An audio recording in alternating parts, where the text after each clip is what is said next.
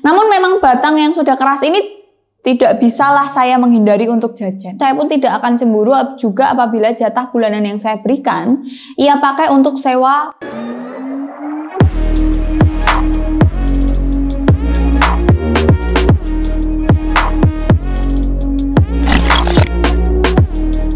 Hai semuanya, gimana kabar kalian teman-teman? Semoga baik-baik aja, semoga sehat selalu. Aku mau share nih ya, cara aku merawat rambutku yang sudah rusak ini. Rusak, patah, bercabang, beranak. Karena kadang kalau sisiran set gitu, suka ada yang terbang gitu ya. Bukan tumor ya yang terbang, tapi rambutku emang patah. Dan kalian tahu sendiri kalau rambut suka dicat-cat, kalian pasti tahu aku udah ganti warna rambut berkali-kali dan emang dablek gue ya gitu ya. Gonta ganti rambut udah tau rambutnya kayak gini gitu kan.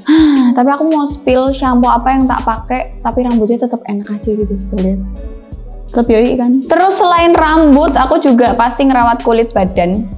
Ya apa aja yang tak pakai, ini tak spill ke kalian. Nah ini body scrub yang coffee, wangi kopinya tuh berasa banget dan ini pasti melembabkan kulit, ngilangin sel kulit mati. Pokoknya habis pakai ini tuh kalian kulitnya cerah, lembab, halus. Terus ada shower scrub. Nah ini aku lagi pakai yang mango, dia tuh punya aroma yang seger. Ini ada butiran scrubnya, ini membantu buat kulit mati kalian terangkat, jadi mencerahkan juga, terus melembabkan kulit biar maksimal. Ini pakai shampoo seperti biasa, shampoo-nya Scarlett tuh wanginya iya ampun, ini tuh enak banget, habis itu di rambut lembut banget. Jangan lupa lembabkan kulit kalian. Ini pakai lotion yang Jolly. Ini teksturnya lembut, mudah meresap, wanginya tahan lama dan pasti mencerahkan kulit dan nggak lengket, jadi ngeresepnya cepet. Itu tadi perawatannya mulai dari ujung rambut sampai ujung kaki gitu ya. Intinya kalau kalian udah tahu nih, Mbak, aku tuh suka gonta-ganti warna rambut, Mbak, aku tuh suka begini begitu gitu ya. Ya emang harus sepadan sama perawatannya gitu loh. Yang penting rutin gitu ya, kayak shampoo terus kalian sekali pakai rambutnya langsung seindah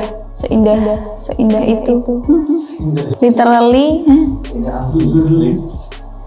Pokoknya begitu pakai shampoo yang kata orang bagus gitu ya, terus rambutmu akan begitu enggak. Tapi seenggaknya pakai shampoo Scarlett itu membantu rambut kalian, ini serius, rambut kalian tuh jadi lemes, jadi enak gitu loh. Enggak terus gejejeng, enggak terus. Kan ada tuh kalau misalnya habis di bleaching itu kan suka terus pas bawa giniin terus mandek. Kalau pakai dia tuh enggak. Gitu. Padahal rambutku lihat nih patah di mana-mana. Hari ini kita akan dengerin lagi curhatan orang-orang gitu ya. Sekarang kan lagi zamannya crazy rich, yang crazy sekali gitu kan. Kita juga akan dengerin curhatan seseorang tentang, pokoknya intinya tentang buang-buang duit. Ya jadi nggak cuman aku tuh nyebut merek terus ya ampun, jadi nggak cuman crazy rich itu yang udah pada ketangkap suka buang-buang duit, enggak, tapi ada juga gitu ya yang suka buang-buang duit. Nah ini kita dengerin nih ceritanya. Saya adalah seorang pewaris perusahaan yang memiliki penghasilan 600 juta. Hati-hati loh gue. Memiliki penghasilan 600 juta minimal di tiap bulannya. Agak medeni ya Ki, masih konconan nih mbak wong pajak gitu. Ya karena kan laporan terus, ya kan.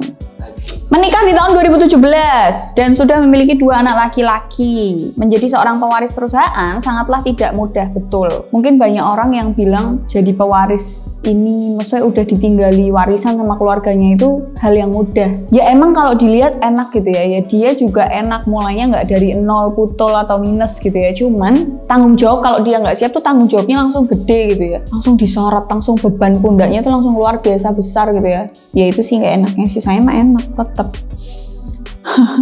Ditambah lagi jika proyek perusahaan ada di luar pulau. Hal ini membuat saya seringkali meninggalkan anak istri saya di rumah untuk bekerja dan hanya 1 bulan sekali menjenguknya. Betul. Namun sepertinya selain bekerja ada hal yang sedikit wajar dilakukan mengingat kebutuhan seks seseorang juga harus terpenuhi. Bicaranya tentang seks lagi. Bermula dari 2018, awal saat saya masih menahan sekuat tenaga nafsu saya. Masih kuat iman ya, imannya tebal. Belum terkikis oleh keadaan gitu ya. Namun memang batang yang sudah keras ini tidak bisalah saya menghindari untuk jajan. Batang yang sudah keras. Saka ya. Selain jajan, istri saya pun juga seorang hypersex sehingga memiliki hasrat seks lebih tinggi, apalagi tidak ada tempat untuk mencurahkan. Biaya yang saya keluarkan untuk menampung hasrat seks saya dan istri saya semenjak 2018.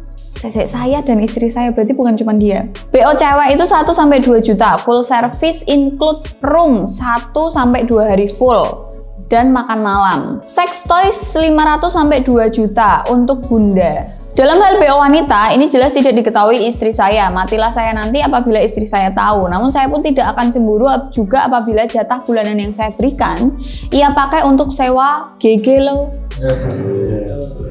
Yang dapat memuaskan dia juga. Kalau kalian nanya, Mbak, tanggapannya gimana? Emang namanya nafsu itu sulit dikendalikan, dan ketika kalian apalagi jauh dari pasangan gitu ya, cowok gitu kan, cewek juga sama aja. Banyak gitu loh kenalanku yang, udah bayangin aja, suaminya dinas selama 1 tahun, anaknya wes udah gede-gede, ibunya di rumah nggak ada kerjaan, bukan cewek yang misal kerja megang perusahaan lah atau jualan atau apapun, nggak sibuk gitu loh, nggak dibolehin kerja misal sama suami, atau gaji bulan bukan gaji bulanan ya, uang bulanan dari suaminya gede, jadi dia nggak ngapa-ngapain. Nah bayangin aja ibu-ibu itu tuh, kita sebagai wanita kalau nafsunya lagi tinggi itu ketika sebelum mens sama sesudah mens, atau mungkin pasca mens, pokoknya pas berbau mens itu biasanya libido seksnya lebih meningkat gitu ya. Nah bayangin aja ibu-ibu ini tuh harus menahan selama setahun, tidak ada bapaknya. Kalau belinya itu sex toys, mainan atau love toys, it's okay menurutku, masih nggak apa-apa, masih wajar. Begitu bojomu balik, main bareng, ya kan? Tapi kalau yang sampai BO-BO ini,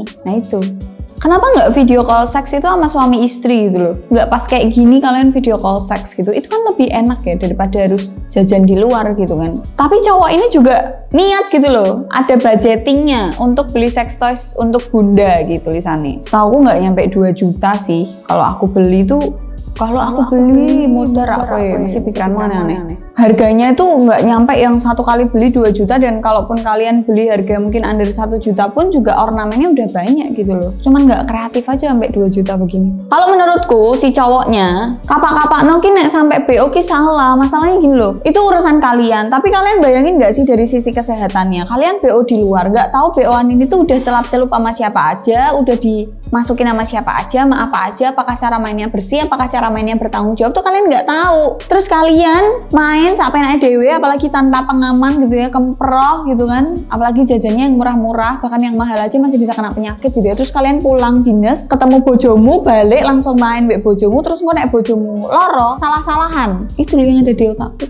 Kenapa harus seperti itu? Kenapa nggak kalian video call seks? Apalagi kalian udah resmi, udah halal gitu ya suami istri. Kenapa nggak pas kayak gini video call seks? Nggak masalah. Kenapa nggak bisa ditahan nafsunya? Kenapa nggak bisa dialihin? Ya nggak sih? Aku mikir aja gitu loh. Kenapa malah pas kalian pacaran kenceng banget VCS, tapi pas nikah ora, malah memilih jalur selingkuh, malah memilih jalur jajan, beonan dan lain-lain. Bayangin aja itu kalau 1-2 juta sebulan, itu buat tabung beliin istrimu hadiah pas kalian pulang kampung tuh malah lebih enak loh. Ya mungkin plusnya adalah kalian nggak bosan sama istri, mungkin kalian nggak bosan sama pasangan ketika kalian beonan gitu ya. Tapi endingnya tuh nanti akan ketagihan. Ini dari sisi cewek yang BO ya, yang jadi BO. Semakin sugih wonge, semakin banyak duit, permintaannya makin aneh-aneh. Awalnya mungkin cuma main biasa, berikutnya suruh ngelakuin hal-hal yang nggak biasa dengan embel-embel uang. Udah lakuin ini nanti tak bayar lebih. Endingnya nanti macam-macam. Akhirnya main sama istri hanya apa? Formalitas sebagai suami istri doang. Bukan didasari oleh cinta, didasari oleh sayang, nggak ada, formalitas saja. Dan kalian cowok-cowok bayangin nggak sih jadi seorang istri gitu ya, apalagi sudah pernah melahirkan beberapa kali, mungkin lebih dari 2 kali atau lebih dari sekali, itu kan pasti jeronannya ki ono sing beda gitu ya. Entah itu bentuknya, entah rasanya, entah staminanya, itu pasti ada yang beda gitu ya. Apalagi ditambah dengan jarang disentuh suami, misal istri ngajak, istri udah effort nih, kayak oke, aku akan mandi, aku akan membersihkan diri pakai Scarlett dari ujung rambut sampai ujung kaki gitu ya, pokoknya udah cantik gitu kan, pakai baju-baju yang seksi, yang menggugah gairah gitu ya. Terus suaminya nolak, ya karena udah kenyang sama BO-an, atau mungkin istrinya tidak semenarik cewek-cewek BO-an di luar sana. Hei, cewek-cewek BO-an di luar sana tuh kerjaannya kentak-kentut tok, orang meteng, orang ngelahirke anak peng kopang kapeng, ngerti gak? Nggak ngurusi kalian, ya dia emang job desk-nya begitu, ya pasti menarik karena itu jualannya gitu loh, ngerti nggak? Bojomu kan ora. Nah kalian bayangin aja gimana perasaan istri kalian gitu ya. Udah nikah lama, aku es mana berkali-kali gitu ya, mungkin tubuhku tidak seindah dulu, tidak semulus dulu, ada stretch marknya, mengendor, menggendut gitu ya. Terus tiba-tiba kamu mencampakkanku begitu saja, padahal dulu pas mau nikah, pas pacaran kita gimana, beda banget pas nikah, pas udah punya anak. Bayangin aja jadi istrimu gimana, kayak dibuang gak sih, kayak permen karet habis pahit dibuang. Pas awal-awal pas manis masih langsing, masih singset gitu ya, masih staminanya masih oke, kalau suruh di atas gak gampang capek gitu ya. Terus bahasan wis 2 anak loro, terus dijarke ngono tok. kok dianggurin. Yang butuh seks itu bukan cuma kalian para laki-laki, cewek juga. Lah mbak, ini kan suaminya sudah budgeting nih mbak 500 sampai 2 juta untuk sex toys. Sex toys gimana pun juga lebih enak barang aslinya, walaupun sudah dianggarkan, ya nggak sih? Itu makanya jangan coba-coba untuk selingkuh sekali ki ketagihan, apalagi beonan sekali ki ketagihan. Cewek beonan kenapa menyenangkan? Karena dia dibayar untuk itu. Dia dibayar untuk melayani Anda, servisnya bagus, biar Anda repeat order. Bojomu kan ora barang, bojomu kan tidak penyedia jasa. Terus kalian campakan begitu saja, atau bahkan kalian laki-laki membanding-bandingkan gitu ya pas main. Bisa aja pikiran kalian traveling gitu ya. Kayak beonanku yang ini badannya gini ya rak kayak bojoku saiki. Katanya beonan-beonan sing tak bayar ki mulus-mulus kulite, nggak kayak bojoku. Stres makan, terus ono bekas kena minyak lah, kesayat pisau lah, kebledosan pas goreng kerupuk. Mungkin ini kan ibu-ibu kalau di rumah kan masak, nyuci baju, ngepel, nyapu, nyiapin bekal anak, ngadusi anakmu, urung nek dolanan piye, urung nek lungo-lungo piye, ya kan? Plusnya di sini adalah si cowok itu, nih dia bilang kalau saya nggak akan cemburu kalau jatah bulanan yang dikasih itu dipakai juga untuk sewa GG lo.